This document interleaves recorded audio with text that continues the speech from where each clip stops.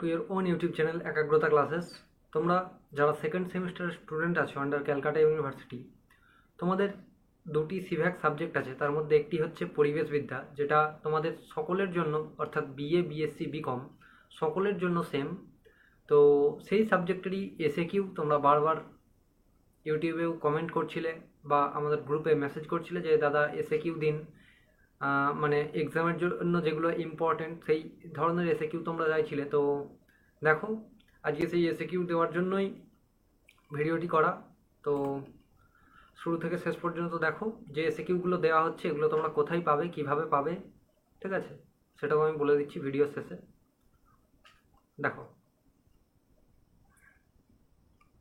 Actually এটা আমাদের ebook থেকেই করানো হচ্ছে, ঠিক আছে। এই ইবুকে যে সমস্ত এমসিকিউ এসএকিউ এবং বড় কোশ্চেন্স দেওয়া আছে, ঠিক আছে, সেখান থেকেই তোমরা 100% কমন পেয়ে যাবে, ঠিক আছে। তাই বইয়ের সামনেই প্রথমে 100% কমন বলে লেখা আছে। কাদের জন্য applicable? BA BSc BCom semester 2 লেখা আছে।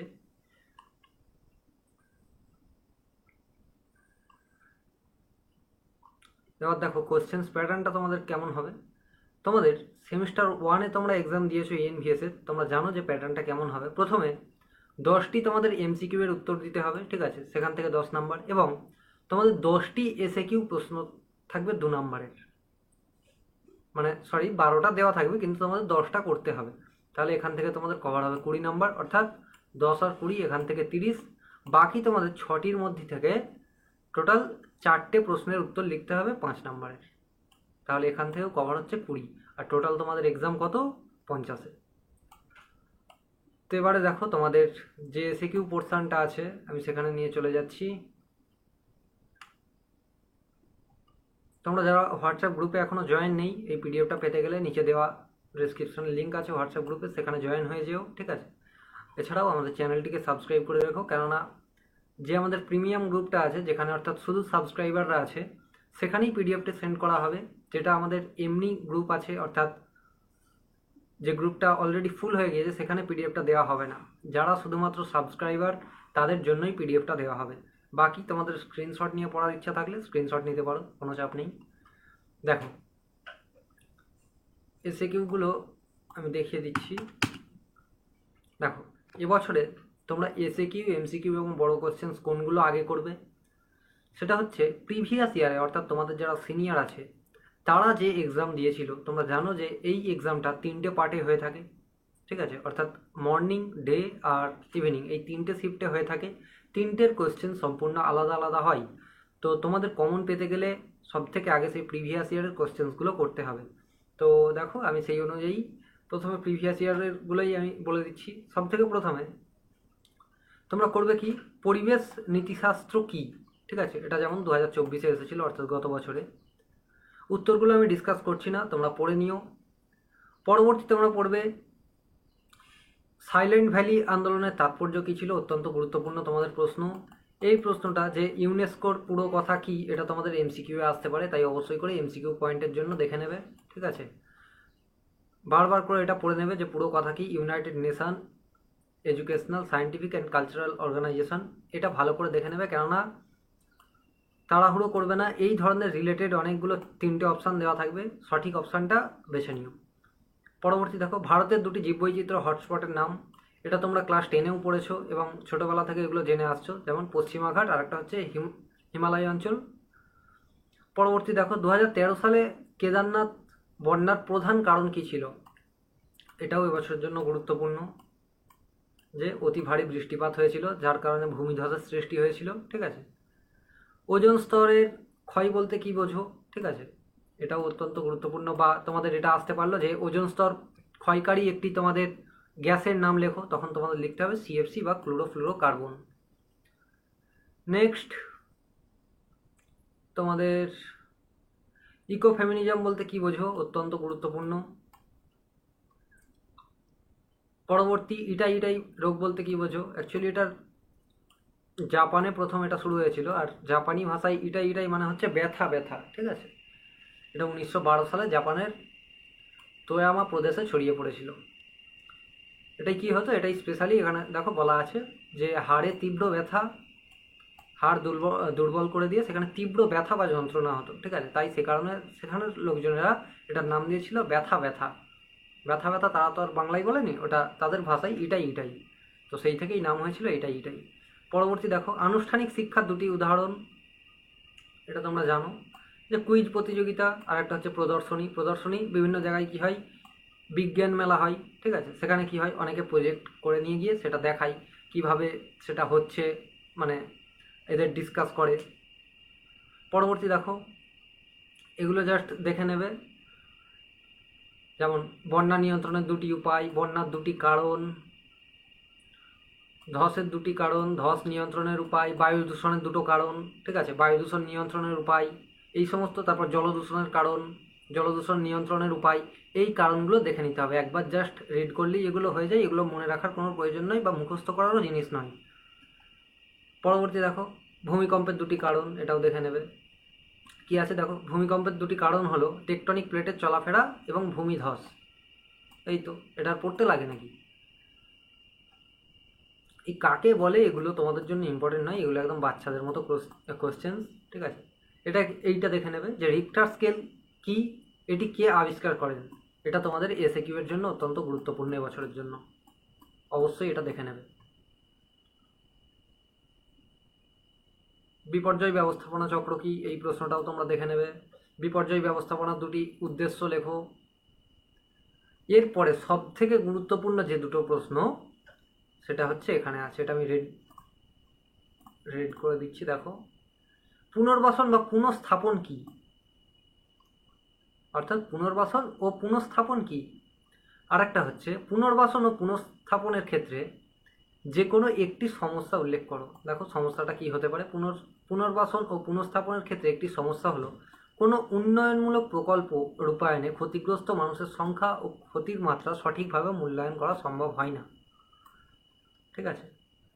পরবর্তী দেখো, কেদারনাথ বন্যা কত সালে হয়েছিল, জানো যে 2013 সালে। ফুকুশিমা দুর্ঘটনা, এগুলো এমসিকিউ এর জন্য ইম্পর্টেন্ট, ঠিক আছে, এগুলো এসএকিউ এর জন্য তোমরা মানে পড়ে রাখবে, এগুলো এমসিকিউ এ আসতে পারে। এমসিকিউ এ আসতে পারে কোনটা, যেমন কেদারনাথটা এটা আসার সম্ভাবনা কম, কিন্তু তোমাদের এই যে চেরনোবিল দুর্ঘটনা কবে হয়েছিল এ তারিখ মনে রাখার দরকার নেই, শুধু এই ইয়ারটা মনে রাখবে।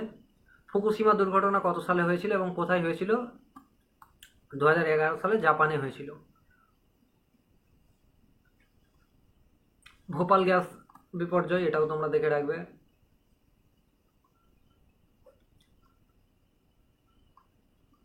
এই প্রশ্নটাও তোমরা দেখে রাখবে।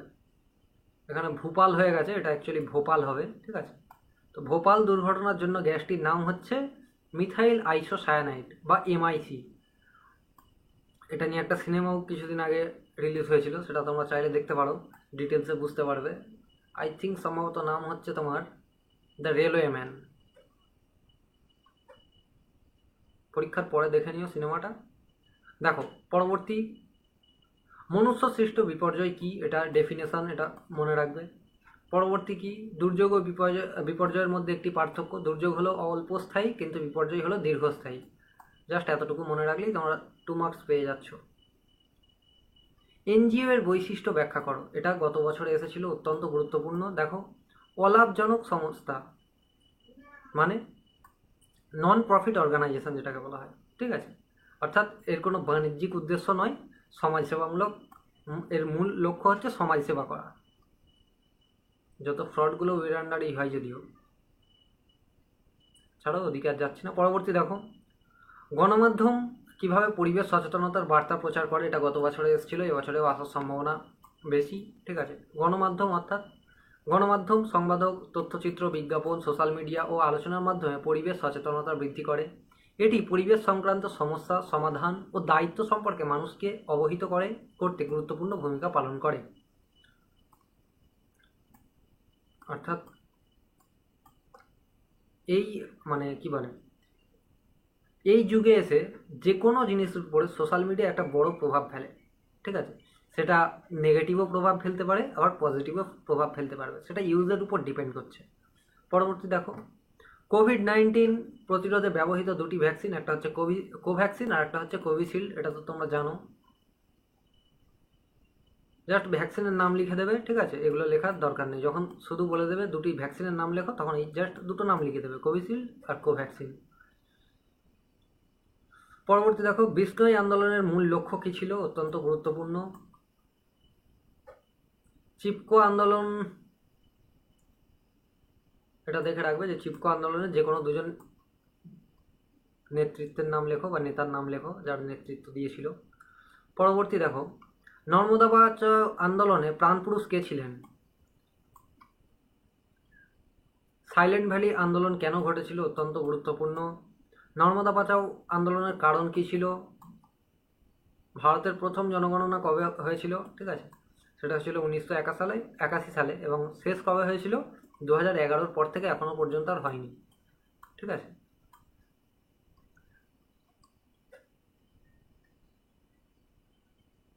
পরবর্তী প্রশ্ন তোমরা দেখবে যে স্থিতিশীল জনসংখ্যা কাকে বলে?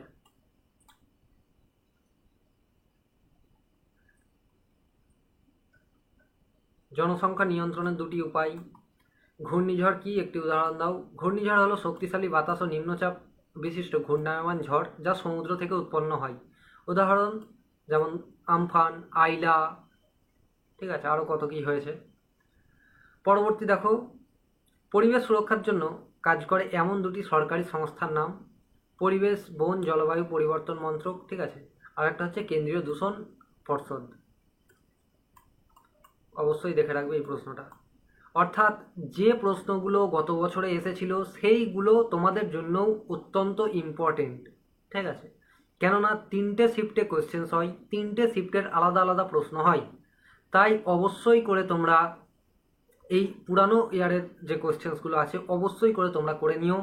হ্যাঁ, এই পিডিএফে সমস্ত প্রিভিয়াস ইয়ার এবং আরও কিছু ইম্পর্টেন্ট কোয়েশ্চেন্স দেওয়া আছে, যেগুলো আমি দাগ দিয়ে যাচ্ছি, ওইগুলো তো অবশ্যই করবে। এটা দেখো, স্লো অনসেট দুর্যোগ কি, একটি উদাহরণ দাও।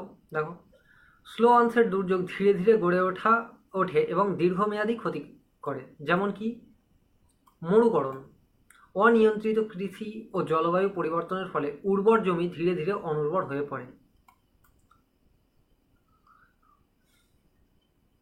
পরবর্তী, মন্ট্রিল চুক্তি, এবছরে এই প্রশ্নটা আসছে, এরকম তোমরা লিখে নাও। এই প্রশ্নটা তোমাদের খাতায় দেখতে পাবেই পাবে। মন্ট্রিল চুক্তি কি, কত সালে সম্মিলিত হয়েছিল? ছোটবেলা থেকে একটা জিনিস পড়ে আসছো, সেটা কি, গ্লোবাল ওয়ার্মিং কি, দেখে নিও। এটা 5 মার্কসের জন্য এটা অত্যন্ত ইম্পর্টেন্ট, ঠিক আছে। গ্লোবাল ওয়ার্মিং কি, এর কারণ সহ ব্যাখ্যা করো। পরবর্তী দেখো,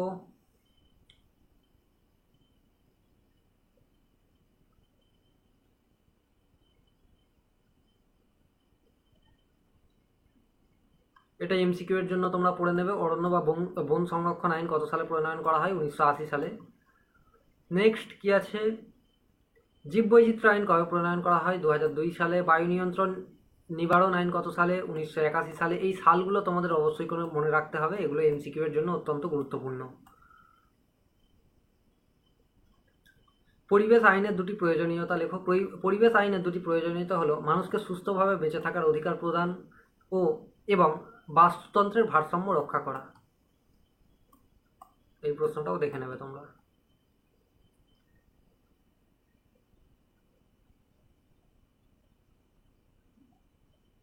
ভারতের পরিবেশগত শিক্ষা কবে চালু হয়? এটাও তোমরা দেখে নিও।